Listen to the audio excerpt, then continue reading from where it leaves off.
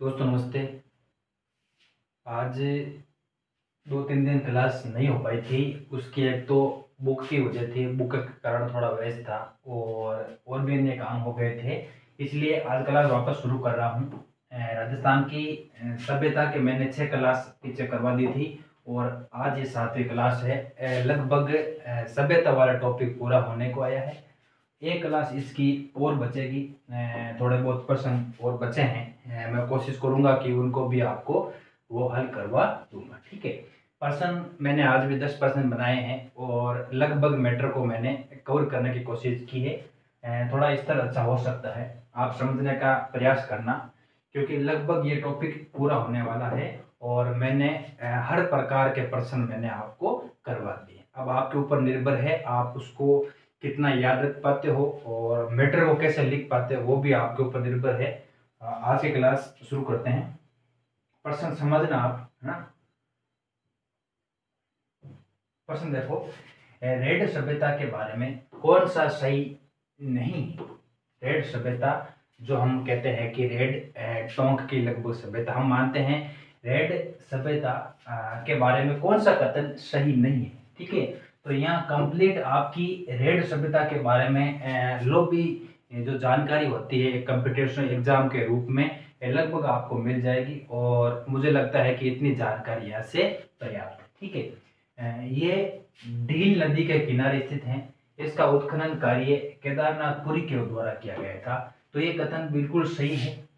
ये ढील नदी के किनारे स्थित है और इसका उत्खनन कार्य किया गया था, केदारनाथपुरी के द्वारा उत्खनन कार्य किया गया था। तो ये कथन बिल्कुल सही कथन है। ठीक है।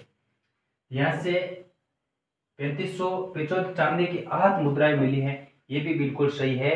इसको प्राचीन भारत का टाटा नगर भी कहा जाता है, ये भी बिल्कुल सही है। ये बहुत बार परीक्षा में बना था कि किस सभ्यता स्थल को प्राचीन भारत का टाटा नगर भी कहा जाता है, तो यह भी ठीक है। यहाँ से सातवान और गुप्तकालीन अवशेष मिले। अब ये कथन गलत हुआ था, इतनी सी माइनर मिस्टेक है कि सातवान और गुप्तकालीन नहीं है बल्कि मौर्यकालीन, बल्कि मौर्य और शुंगकालीन। ठीक है। मौर्य और शुंगकालीन अवशेष यहाँ से प्राप्त होते हैं। यहाँ से सातवान और गुप्तकालीन कोई भी अवशेष हमें यहाँ से नहीं मिलता है, तो ये कथन गलत हो जाएगा। यहाँ से 115 घेरदार कूप मिलते हैं। घेरदार कूप का मतलब हो गया कि कुआं। ठीक है। तो यहाँ से कुओं के अवशेष भी मिलते हैं। यहाँ से चांदी की आहत सिक्के भी मिलते हैं। ये ढील नदी के किनारे स्थित है। इसकी उत्खनन कार्य किसके द्वारा किया गया था? केदारनाथपुरी के द्वारा किया गया था। और यहाँ से जो अवशेष प्राप्त होते हैं वो मौर्यकालीन है और शुंगकालीन है। तो इस कथन के आधार पर हम कह सकते हैं कि ये कथन क्या हो जाएगा? बिल्कुल गलत हो जाएगा। और इसको भारत का प्राचीन टाटा नगर भी कहा जाता है, ये भी आप दिमाग में रखना। इतना मुझे लगता है कि यहाँ से पर्याप्त है। रेड सभ्यता लगभग आपके इस मैटर में लगभग कंप्लीट हो जाती है। आप नदी जरूर याद रखना और आप इसका उत्खनन करता जरूर याद रखना, दो चीज तो ठीक है। और मौर्य और शुंगकालीन अवशेष यहाँ से प्राप्त होते हैं, ये भी आप अपने दिमाग में रखना। ठीक है। अगला प्रश्न देखो। अब देखना, जोधपुर सभ्यता जो साबी नदी जयपुर। ठीक है। अब जयपुर उत्तर में है या दक्षिण में है या उत्तर और दो प्रकार दो बन गए हैं भाग। अब किस में है ये तो मुझे नहीं पता। साबी नदी पहले जयपुर में था, ये कंफर्म किसी के पास जानकारी है तो आप कमेंट करके ये चीज जरूर बता देना। ठीक है। बात ताकि सबको पता है के किनारे स्थित है। इसका उत्खनन कार्य किसके द्वारा किया गया था? ठीक है। RC Agarwal, Vijay Kumar, केदारनाथपुरी, doctor Bhandarkar. तो इनके दोनों के द्वारा याद रखना, अपने कॉपी में नोट करके स्टार लगा लिखना कि जो जोधपुर सभ्यता है आपको सीधे रखना है कि साबी नदी किनारे स्थित है। कहाँ पे है? जयपुर में है। और इसका उत्खनन कार्य किया गया था RC अग्रवाल और विजय कुमार के द्वारा। ठीक है। केदारनाथपुर अभी मैंने बता दिया रेड टोंक का है। ठीक है। भंडारकर तो लगभग सब में ही नॉर्मली ही मिलता है। केदारनाथपुरी वाला दिमाग में जरूर रखना कि रेड टोंक के उत्खनन करते थे RC अग्रवाल और विजय कुमार, ये जोधपुर सभ्यता के उत्खनन करते रहते हैं। ठीक है। तो ये आप दिमाग में थोड़ा नाम जरूर दिमाग में रखना। ठीक है। अब देखो ये ऐसे प्रश्न भी बनते हैं आजकल, ठीक है ना। सीधा ही आपको नाम दे दे कि कौन सा स्थल कांस्य युगीन है, कौन सा स्थल लोह युगीन है, कौन सा स्थल पाषाण युगीन है। तो आपको ये दिमाग में जरूर रखना है कि कौन सी सभ्यता लोह युगीन नहीं पूछ रहा है। तो जोधपुर ये अपन को पता है लोह युगीन है, सोनारी सभ्यता लोह युगीन है, ईसवाल सभ्यता उदयपुर वाली लोह युगीन है, बराड़ सभ्यता ये क्या है, ये कांस्य युगीन, ये क्या है, कांस्य युगीन सभ्यता है। और ये कहाँ पे है, गंगानगर में। कहाँ पे है, गंगानगर में है। बरोड़ सभ्यता गंगानगर में है। और ये क्या है, कांस्य युगीन। ये बाकी सभी कौन सी सभ्यताएं हैं, ये सभी सभ्यताएं कौन सी है, लोहे युगीन है। ठीक है, तो इतना आप इस प्रकार के प्रश्न लगभग बनते हैं। तो आपको ये थोड़ी जानकारी दिमाग में जरूर रखना और इस प्रकार के प्रश्नों के बारे में भी थोड़ी जानकारी आप रख सकते हो। ठीक है, अगला प्रश्न देखो, ये देखो इसका देखना, ईसवाल सभ्यता के बारे में कौन सा कथन सही है, कौन सा कथन सही पूछ रहा है। ईसवाल सभ्यता हम कहते हैं कि लगभग उदयपुर में है और वो कौन सी है, लोह युगीन। ये तो आप सीधा एक दिमाग में रखो कि लोह युगीन सभ्यता है वो ईसवाल सभ्यता है। ये लोह युगीन सभ्यता है जो एक प्राचीन औद्योगिक बस्ती थी, बिल्कुल कथन ये भी सही है। यहाँ के मकान प्रस्तर खंडों से निर्मित हैं, प्रस्तर खंडों मतलब पत्थरों से निर्मित हैं, ये भी बिल्कुल सही है। यहाँ से ऊंट की हड्डी और दांत मिला है, ये भी कथन बिल्कुल सही है।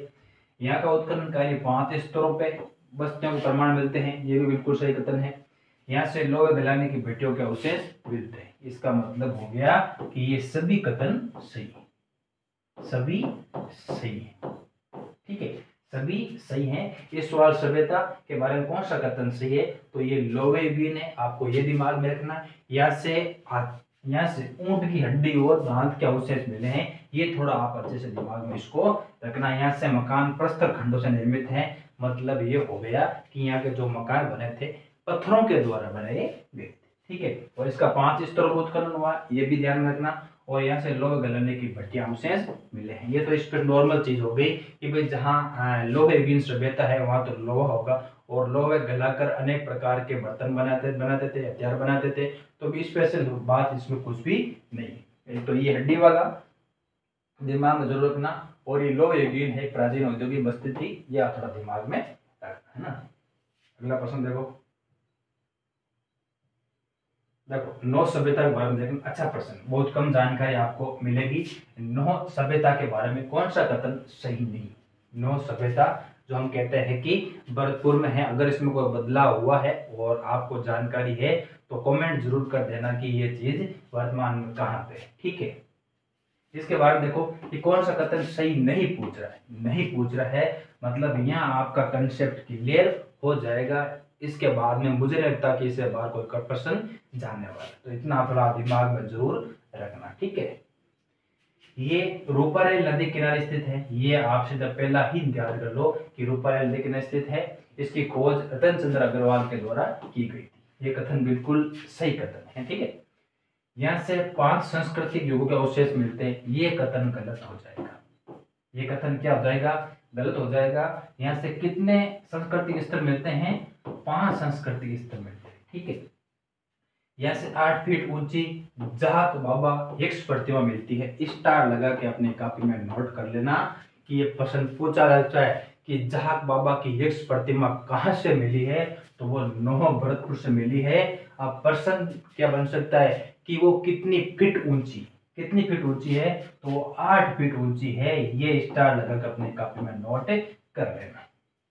यहाँ से पक्षी चित्रित पात्र मिले हैं, पक्षी चित्रित पात्र, नप नहीं है, पक्षी चित्रित पात्र मिले हैं।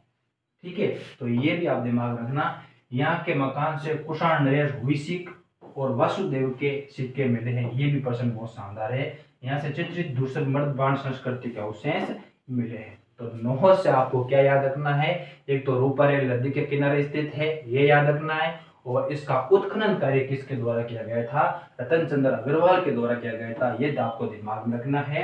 यहाँ से कितनी प्रकार की संस्कृतियों के अवशेष मिले हैं, 5 प्रकार की संस्कृतियों के अवशेष मिले हैं। और स्टार लगा अपनी कॉपी में नोट लिख लेना ये जहाक बाबा यक्ष प्रतिमा तो आप जरूर दिमाग में रखना। ठीक है, यहाँ से पक्षियों के चित्रित जो पात्र थे वो भी मिले हैं, तो ये भी अच्छा प्रश्न बन सकता है कि पक्षी चित्रित पात्र हमें किस सभ्यता स्थल से प्राप्त होते हैं, तो वो नौह से प्राप्त होते हैं। ठीक है, यहाँ के मकानों में कुषाण नरेश ऋषिक और वासुदेव के सिक्के मिले हैं, ये बेसिक चीज है। और यहाँ से चित्रित दूसरे मर्द बाण संस्कृति के अवशेष भी यहाँ से मिलते हैं। ठीक है, तो इतना आप दिमाग में रखना, ये जहाक बाबा वाली 8 फुट की प्रतिमा जरूर दिमाग में रखना, बहुत उपयोगी लाइन है ना। अगला प्रश्न देखो, अब इसको देखो, निम्न में से कौन सा व्यक्ति नगरीय सभ्यता के उत्खनन और खोज के बारे में नहीं जुड़ा हुआ है। नगरीय सभ्यता पूछ रहा है कि नगरीय सभ्यता ये भी कौन सभ्यता है, ये भी लोहयुगीन है। नगरीय है तो कौन सी है, लोहयुगीन सभ्यता है। और इसका उत्खनन करता लगभग आपको दिमाग में रखना, अच्छे प्रश्न यहाँ से बन सकते हैं। तो D.R. भंडारकर उत्खनन करता थे, बिल्कुल सही बात है। B.K. सुंदरराजन ये भी थे। कार्लाइल इसके द्वारा भी उत्खनन कार्य किया गया था, परंतु केदारनाथपुरी का यहाँ इससे कोई संबंध नहीं है। तो ये आप 3 नाम दिमाग में जरूर रखना कि R.D. भंडारकर, B.K. सुंदरराजन और कार्लाइल के द्वारा नगरीय सभ्यता के उत्खनन के लगभग यहाँ से प्रकार के हमें नाम मिलते हैं।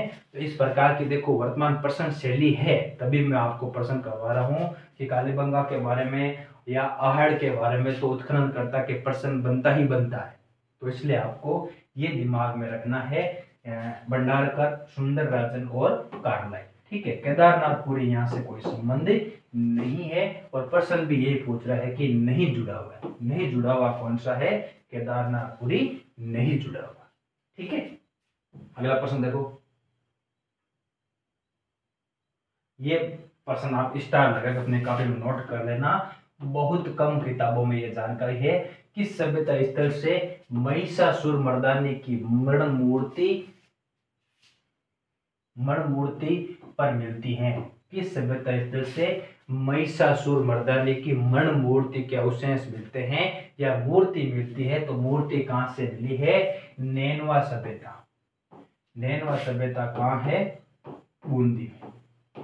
नैनवा सभ्यता कहाँ है, बूंदी में। ये स्टार लगाकर अपनी कॉपी में नोट कर लेना कि नैनवा सभ्यता बूंदी से हमें क्या मिला है, महिषासुर मर्दानी की मण मूर्ति। मण मूर्ति मतलब मिट्टी की मूर्ति। मिट्टी की मूर्ति क्या कहलाती है, मण मूर्तियां कहलाती थी उस समय। और ये लगभग कहते हैं कि हमें लगभग गुप्त कालीन। ठीक है, क्योंकि महिषासुर की लगभग जितनी भी मूर्तियां मिली है लगभग गुप्त कालीन हम लगभग इसको मान सकते हैं। तो महिषासुर मर्दानी की मण मूर्ति हमें कहाँ से मिलती है, नैनवा सभ्यता से मिलती है। ये आप अपने कॉपी में स्टार लगा के एक नई जानकारी ऐड कर लेना। और नैनवा सभ्यता वर्तमान में कहाँ पे है, बूंदी में। ठीक है, बेस्ट प्रश्न मेरे अनुसार आज की क्लास का सबसे बेस्ट प्रश्न है, इसको आप दिमाग में जरूर रखना। अगला प्रश्न देखो बेराट के बारे में मैंने कंप्लीट डाल दिया है। जो जानकारी बाकी आपको बेराट में आपने इतना पढ़ा है कि इसके बारे में ज़्यादा बताने की जरूरत नहीं है। 2-3 लाइन मुझे लगी कि आपको ऐड करनी चाहिए, आपके दिमाग में रहे कि कोई प्रश्न बन जाए। बेराट सभ्यता के बारे में कौन सा कथन सही नहीं पूछ रहा है। यहाँ से शंख लिपि के प्रमाण मिले हैं, स्टार लगा अपने कॉपी में नोट कर लेना। इसको शंख लिपि को गुप्त लिपि भी कहते हैं, गुप्त लिपि भी इसको कहते हैं। तो गुप्त लिपि का नाम भी पूछ ले तो भी आप दिमाग में रखना, इसको शंख लिपि भी कहते हैं। और इसको ब्राह्मी लिपि जैसा ही लिखा जाता है। ठीक है ना, ब्राह्मी लिपि के जैसा ही लिखा जाता है, इसके समानांतर रूप में ही लिखा जाता है। इसको शंख लिपि भी कहते हैं, गुप्त लिपि भी इसको कहते हैं। तो प्रमाण यहाँ से मिले हैं। और ये प्रश्न अभी स्कूल व्यक्यता 2022 में ये लाइन यहाँ से बनी थी। ठीक है, तो ये आप दिमाग में रखना। यहाँ के भवन और मठ किस धर्म से संबंधित हैं, बौद्ध धर्म से। निर्माण मिट्टी से बनी ईंटों से बना हुआ है, तो ये भी बिल्कुल सही कथन है। ह्वेनसांग बेराट के यात्रा के दौरान 8 बौद्ध विहारों का वर्णन करता है, तो ये भी कथन बिल्कुल सही है। जब ह्वेनसांग आता है इंसान वहाँ यात्रा करता है तो वो पाता है कि यहाँ बहुत सारे बौद्ध भिक्षु थे, निवास करते थे, और कुल वो कितने मठों की संख्या बताता है, वो 8 बौद्ध विहारों की संख्या बताता है। तो ये कथन भी बिल्कुल सही कथन है। इसकी खोज 1936 में दयाराम साहनी के द्वारा की गई थी। ये भी स्टार लगाकर अपने कॉपी में नोट कर लेना, ये भी कथन सही है, क्योंकि 1936 में सर्वप्रथम इसके द्वारा ही खोज की गई थी। परंतु इससे पहले कार्लाइल के द्वारा वो शिलालेख खोजा गया था। उससे पहले भी 1837 में भी शिलालेख खोजा गया था। 1875-76 में कार्लाइल के द्वारा खोजा गया था। तो मतलब इसकी स्थल की खोज देखो, शिलालेखों की खोज अलग चीज है, ध्यान रखना। और स्थल की खोज के रूप में पूछे तो 1936 में दयाराम साहनी के द्वारा बेराट की खोज की गई थी। ये भी प्रश्न अच्छा बन सकता है। यहाँ से बौद्ध की गांधार शैली में बनी प्रतिमा मिली है, जो भारत की सबसे प्राचीन प्रतिमा है। देखो नहीं पूछा है तो नहीं क्या हो जाएगा, यहाँ से बुद्ध की गांधार शैली में नहीं मिली, याद रखना। किस शैली में मिली है? मथुरा शैली में मिली। देखो आप जब पढ़ोगे ना, प्राचीन भारत की स्थापत्य कला पढ़ोगे ना, तो उसमें आएगा कि बुद्ध की सर्वप्रथम प्रतिमा बनना शुरू किस शैली में हुई, तो किस शैली में हुई थी? मथुरा शैली में सर्वप्रथम बुद्ध की प्रतिमा बनी। बुद्ध की प्रतिमा बनने शुरू हुई थी। इससे पहले गांधार शैली में हमें मिलती है कि बुद्ध के जो अवशेष थे, बुद्ध की जो बोधितों के द्वारा, ऐसा कह सकते हैं, उनकी पद चिन्हों के द्वारा सिर्फ उनकी ही अवधारणा में मिलती है, वो गांधार शैली में है। जबकि बुद्ध की प्रतिमा के रूप में मूर्तियां बननी शुरू हुई थी मथुरा शैली में। और ये प्रश्न बना था कि बुद्ध की प्रतिमा बनना शुरू सर्वप्रथम किस शैली में बनना शुरू, कहाँ पर शुरू हुई, तो मथुरा में, मथुरा शैली में द्वारा बनी गई थी। तो गांधार शैली नहीं है, क्या है? मथुरा शैली। ठीक है, तो ये कथन क्या हो जाएगा? सही नहीं पूछ रहा है, तो ये कथन क्या हो जाएगा? गलत हो जाएगा।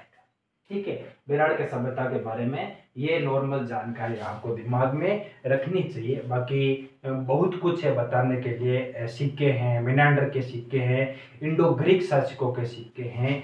कुल 36 मुद्राएं हमें प्राप्त होती है बुने हुए कपड़े में। ठीक है, बुने हुए कपड़े में। ये प्रश्न में भी बना था जस्ट परीक्षा में। तो आपको ये 8 ध्यान दिमाग में रखना है। शर्तलिपि वाला आपको दिमाग में रखना है, खोज आपको दिमाग में रखनी है, और मथुरा शैली की मूर्ति मिली है, ये आपको दिमाग में रखनी है। और बेराट की जो बुद्ध की मूर्ति है, भारत की सबसे प्राचीन मूर्ति मानी जाती है। ठीक है, इतना दिमाग रखना। इस शंख लिपि को कहीं कहीं गुप्त लिपि पढ़ते हैं, ये भी आपको दिमाग में रखना है ना। अगला प्रश्न देखो।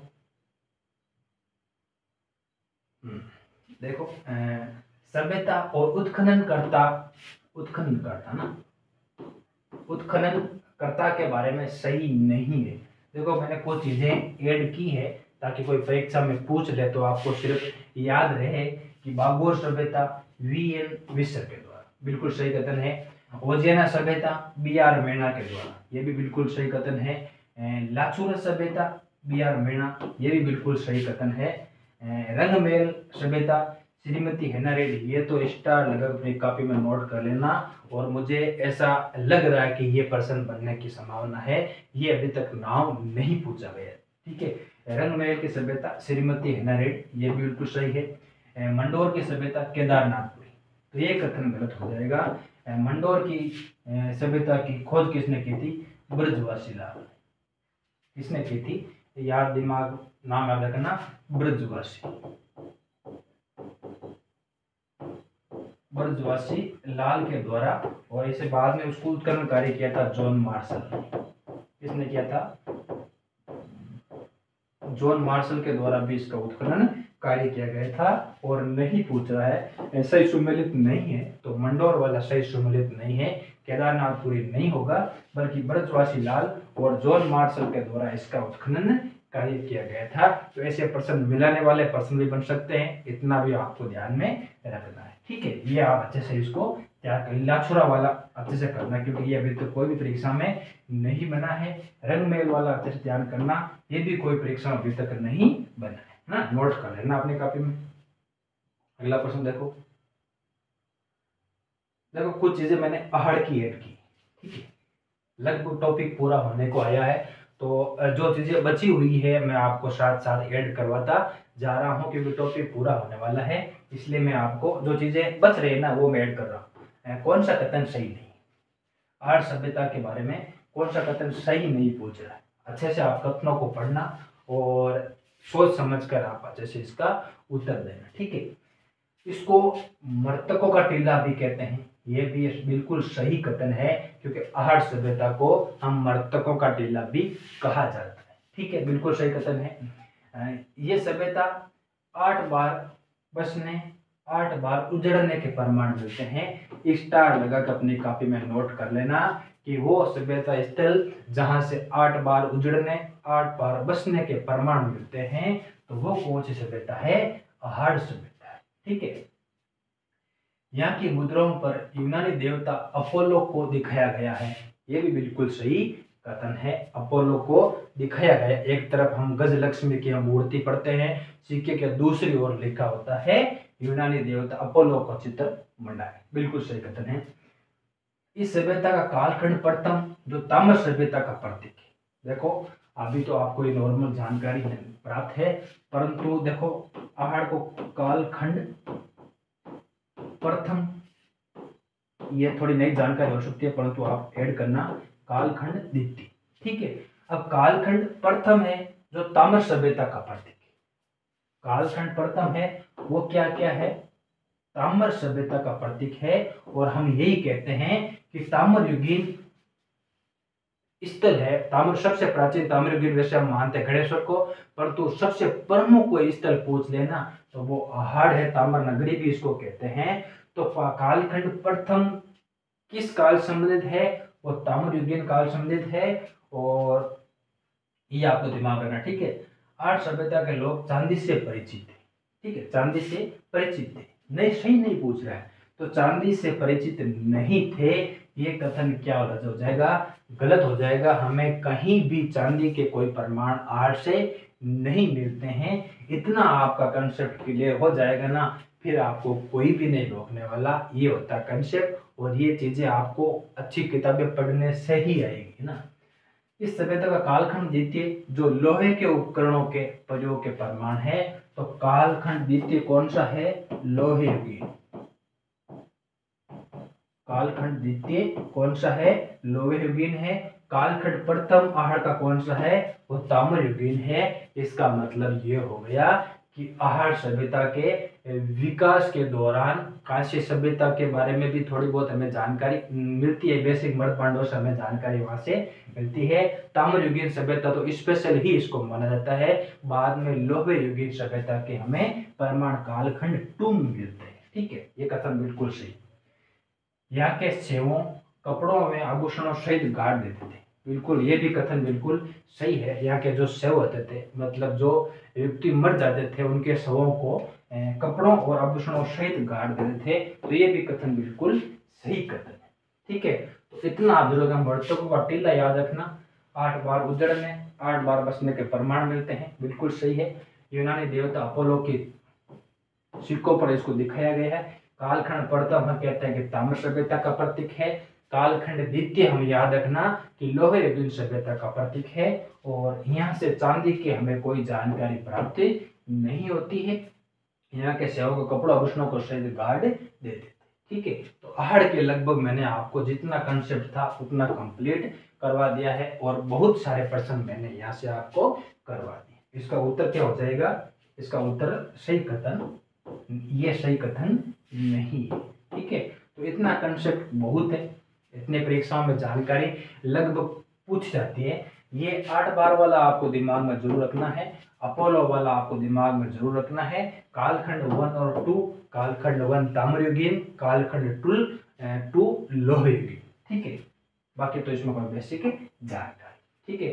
तो ये थी लगभग आज की क्लास लगभग पूरी हो गई है। 10 प्रश्न ही बना पाया था, और कोशिश की है 10 प्रश्नों में कि हर जो सभ्यता का जो एक प्रमुख स्थल है वहां से लगभग मैटर यहाँ से कवर हो जाएगा। आपको अलग से किताबों में कुछ भी नहीं देखना है, क्योंकि इतनी सारी जानकारी अब एक किताब में मिलना मुश्किल है। तो 2-3 किताबों से मैं ऑथेंटिक लेके आपको बना देता हूँ। सभ्यता वाले टॉपिक की एक क्लास 8वीं क्लास और रहेगी, इसके बाद में सभ्यता वाला टॉपिक कंप्लीट हो जाएगा, जो मैं आपको वो कल आपको उपलब्ध हो जाएगी। ठीक है, तो पढ़ते रहो मस्त और अच्छे से आनंद से पढ़ते रहो। जिनका प्रथम लेवल 3rd ग्रेड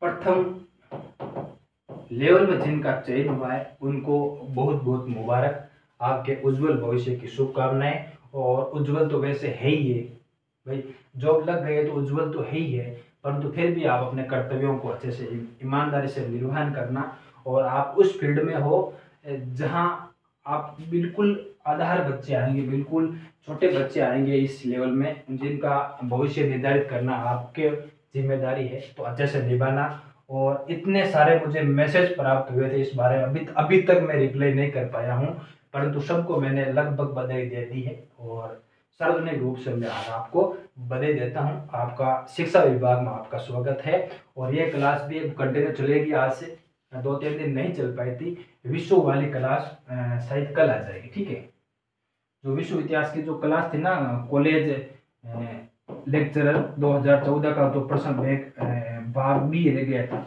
वो कल वो क्लास शुरू कर दूंगा, तो ये अब कंटिन्यू चलेगी, आप आराम से देखते रहो। ठीक है, धन्यवाद।